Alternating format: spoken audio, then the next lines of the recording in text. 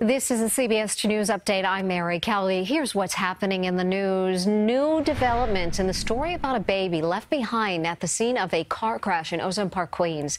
Police arrested a little girl's mother overnight.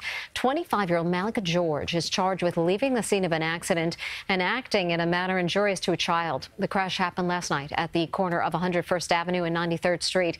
Police say George lost control of the vehicle, hit a fence, and later handed her baby girl to a stranger before running away. We spoke to a witness at the scene. The worst part is she jumps out the car and tells somebody, some random lady standing on the corner, listen, I'm going to get arrested, take my baby, and runs off, leaving the car and her child. Police say George was arrested when she went to Jamaica Hospital to check on her daughter.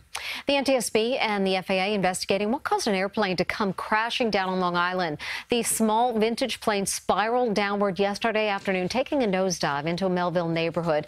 The pilot who died was 52-year-old Ken Johansson, a former U.S. Navy pilot and a United Airlines pilot with decades of experience. He was flying in formation with other planes when witnesses say his aircraft separated from the rest and took a plunge. It was a lot of black smoke and a huge fire. I was worried about that it would spread. Extremely lucky that nothing was hit. Houses are approximately 200 feet from where the plane went down. The planes Johansson and his colleagues were flying were the same ones spotted over Jones Beach in the annual air show just this past weekend. Secretary of State Mike Pompeo and a top North Korean official have a full day of meetings scheduled here in New York as the two countries try to get that canceled June summit in Singapore back on track. CBS 2's Laura Podesta has more. A second day of talks is underway between top U.S. and North Korean officials in New York City. Last night, Secretary of State Mike Pompeo had a steak dinner with Kim Yong-chol, the most senior North Korean official to visit the U.S. in 18 years. They're trying to lay the groundwork for a nuclear summit between President Trump and Kim Jong-un.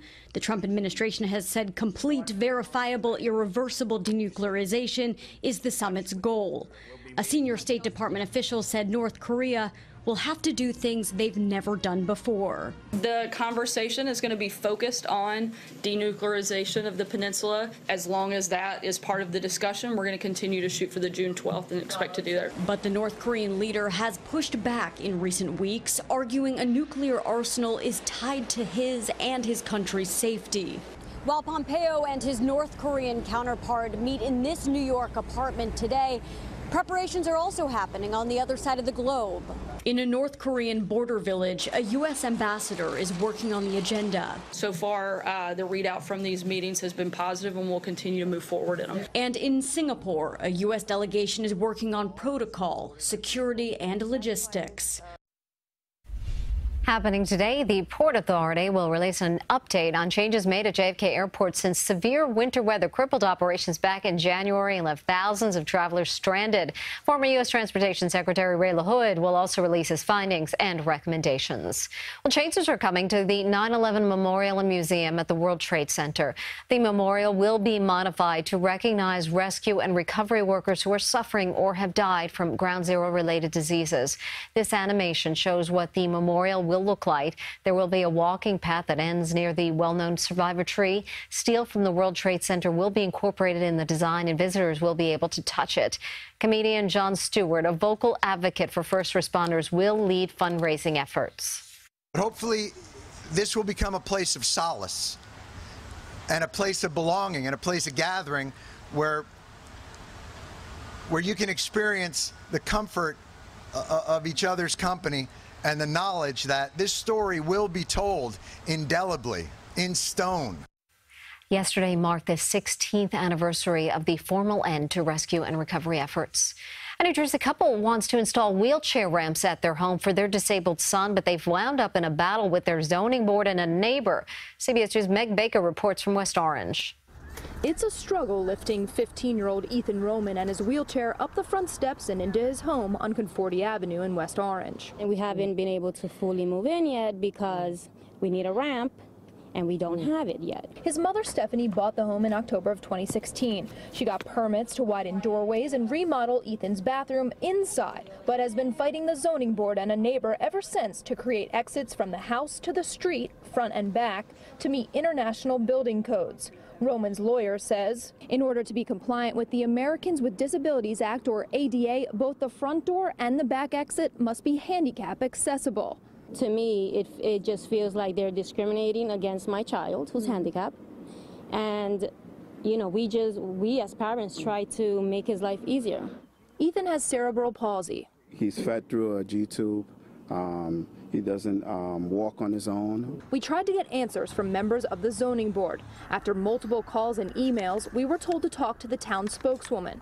She then referred us back to the board, saying it is a separate entity from the town, only saying variances are required because the ramps would encroach on the required front and side setbacks. A lawyer for the Romans says the zoning board may be in violation of the Fair Housing Act after board members suggested the family should have looked into purchasing a different home. The next hearing on the issue is June 21st. The Romans remain in limbo. In West Orange, New Jersey, Meg Baker, CBS 2 News. A new study shows fewer people want to take a bite out of the Big Apple. Real estate firm Redfin found 34% of its users in the city were searching for properties elsewhere to cope with rising prices and limited inventory. Top destination for New York users thinking of relocating was Boston. Properties in Atlanta and Miami were also highly searched. Walmart employees will be able to pay just $1 a day to earn a college degree. The retailer announced it will foot the rest of the bill if workers enroll in one of 3 nonprofit online universities the chain is teaming up with. The only requirement, you would have to be a full or part-time worker who's been with the company for at least 90 days. Well, students in Rockland County got a civics lesson, and it could mean no more homework. 2 fifth-grade students at Farley Elementary School in Stony Point collected 150 signatures from classmates who felt they had too much homework. Some students said they couldn't get the guidance they needed at home for it. The petition landed on the desk of North Rockland School administrators. First thing, I think, no homework, paper, signatures. It's not about banning homework. It's about looking at it differently and how are we going to do it better. School administrators are now reviewing homework policies across the district. A Georgia child's random act of kindness is caught on camera and spreads across social media. 8-year-old Maurice Adams Jr. saw a woman with a walker struggling to get up some stairs. He asked his mom to pull over so he could help her. What he didn't know was that a stranger was recording his sweet gesture. That man posted the video to Facebook, and someone connected him with the mom and son. They met on Wednesday, and the stranger rewarded Maurice with $100. How about that moment? Let's get things over to John Elliott. He has your forecast. I like that. Kid had no idea. $100. Good for him. All right, raining right now. We got some light rain in the area. 68, some drizzle, too. It's been a raw day. 68 for many of the reporting stations. And west, that indicates cooler air. So planning on a cooler day today. Just 70 for your high. You know, we bump up tomorrow. So bump, bump, bump. Could see a few thunderstorms on Friday. And then Saturday could be the busiest of the next few. Rain, a lot of rain in the forecast, Mary, but it's not a washout any day. It's just kind of an unsettled rut. All right, John, thanks so much. The sweet scent of vanilla, lavender, and steak.